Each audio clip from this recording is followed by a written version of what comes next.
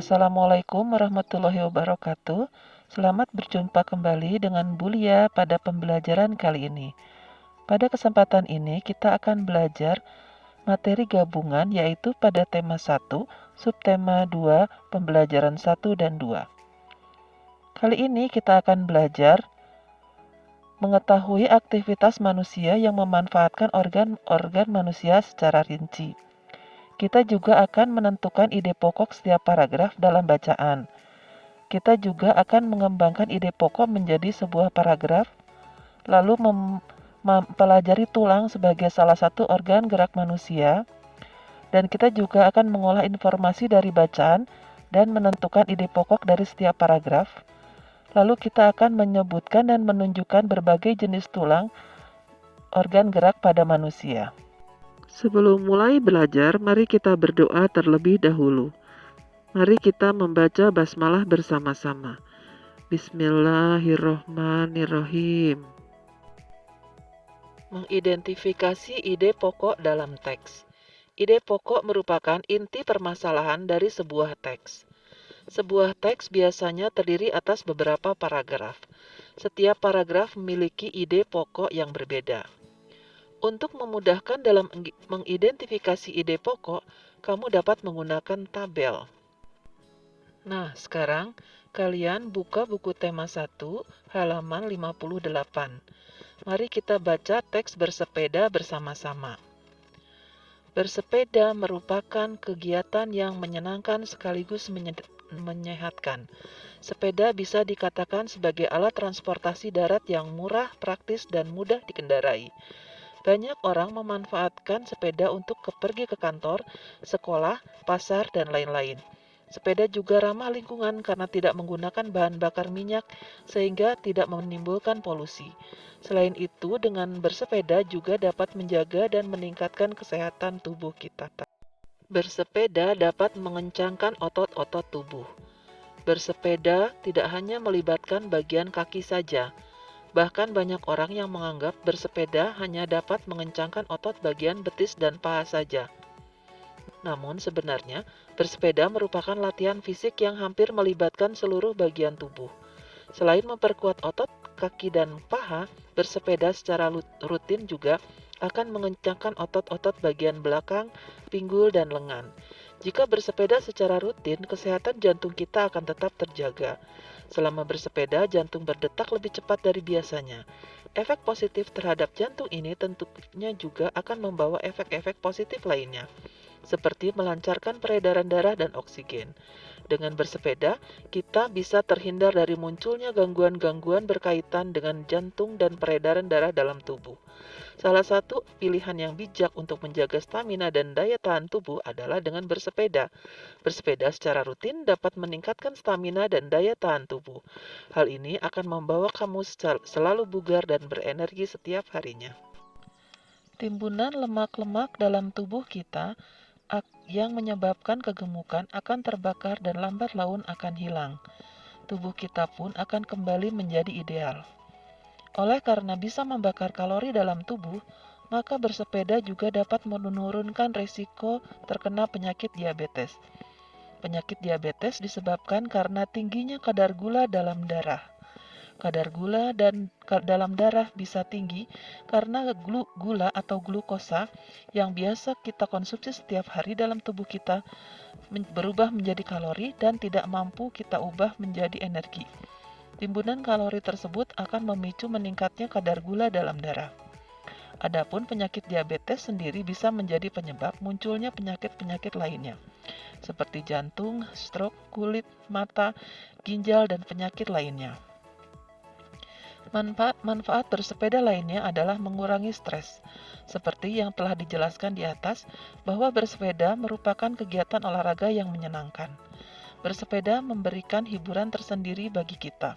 Pada waktu pagi dan sore hari untuk bersepeda, sambil melihat-lihat indahnya pemandangan dan suasana sekitar, cukup efektif untuk mengurangi stres. Setelah membaca teks tersebut, kamu bisa menemukan ide pokok pada paragraf-paragraf tersebut. Kamu tuliskan pada tabel di halaman 60 Di situ sudah ada contohnya satu paragraf, yaitu paragraf pertama. Bersepeda merupakan kegiatan yang menyenangkan sekaligus menyehatkan. Kamu tulis ide pokok paragraf yang lain pada tabel yang tersedia. Jawaban bisa ditulis di buku temanya, atau kalian bisa menyalinnya di buku tulismu. Sekarang, mari kita pelajari aktivitas-aktivitas untuk menjaga kesehatan alat gerak. Anggota tubuh dapat bergerak karena adanya otot dan tulang. Cara menjaga agar otot dan tulang tetap kuat adalah mengonsumsi makanan sehat dan minuman yang sehat. Menjaga pola makan teratur. Makanan yang sehat baik untuk pertumbuhan tulang dan otot antara lain susu, daging, sayur mayur, dan telur. Tulang sebagai alat gerak manusia. Fungsi tulang bagi manusia adalah menopang tubuh, memberi bentuk tubuh, dan tempat melekatnya otot-otot. Tulang berdasarkan bentuknya adalah tulang pipih dan tulang pipa. Tulang pipi adalah tulang telapak tangan dan tulang rusuk. Tulang pipa adalah tulang paha dan tulang lengan. Berdasarkan zat penyusunnya, tulang terbagi atas dua, tulang rawan dan tulang keras. Tulang rawan misalnya tulang telinga, tulang keras misalnya tulang tengkorak. Perhatikan gambar berikut ini. Ini adalah anggota gerak dari tubuh manusia. Terdiri atas tubuh bagian atas dan tubuh bagian bawah. Bagian atas ada tulang lengan atas, tulang hasta, tulang telapak tangan, tulang jari tangan, tulang pergelangan tangan, dan tulang pengumpil. Di bagian bawah ada tulang panggul, tulang paha, tulang betis, tulang telapak kaki, tulang jari-jari kaki, tulang pergelangan kaki, tulang tempurung kaki, dan tulang kering. Tugasmu adalah mencari informasi di internet tentang fungsi dari tulang-tulang yang terdapat pada tabel pada halaman 68. Kalian bisa membuka Google, mencari informasinya, lalu menuliskannya pada tabel yang tersedia. Tugas boleh ditulis pada buku tema atau pada buku tulis tematik kalian masing-masing. Selanjutnya, mari kita pelajari gambar cerita pada cover. Cover adalah tulisan dan gambar yang terdapat di halaman terdepan pada sebuah buku. Gambar cerita pada cover harus mewakili isi buku tersebut. Cover harus memenuhi unsur-unsur berikut. Jenis judul pada huruf yang menarik, kalimat penjelas, judul singkat dan mudah dipahami. Nama penulis, identitas penerbit, gambar yang menarik yang sesuai dengan isi, sinopsis isi pada buku pada cover belakang, identitas buku pada punggung buku. Perhatikan contoh cover berikut ini. Identitas buku pada punggung buku, nama penulis, kalimat penjelas judul, judul buku, gambar cover, identitas penerbit, nama penerbit, gambar belakang, punggung, dan cover depan. Tugasmu adalah membaca teks halaman 69 dan 70 tentang penyandang cacat yang sukses. Kamu sudah mengetahui dan memahami isinya. Banyak informasi yang kamu dapatkan dari bacaan tersebut tergantung pada panjang dan bobot bacaan.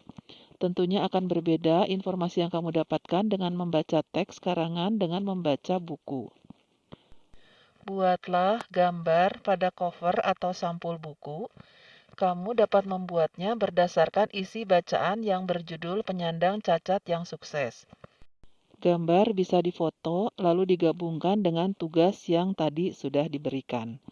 Semoga semuanya bisa mengerjakan tugasnya dengan baik sampai selesai. Alhamdulillah, demikianlah tugas untuk hari ini.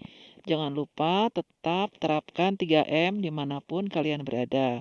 Memakai masker bila keluar rumah, sering mencuci tangan, dan menjaga jarak aman dengan orang yang ada di sekitar kita. Tugas telah digabungkan dalam sebuah foto, jangan lupa diberi nama, lalu dikirim ke grup WhatsApp kelas mulai pukul 14.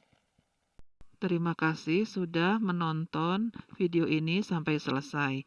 Semoga berkenan di hati. Mohon maaf bila ada kekurangan. Sampai jumpa di video selanjutnya. Assalamualaikum warahmatullahi wabarakatuh. Bulia pamit.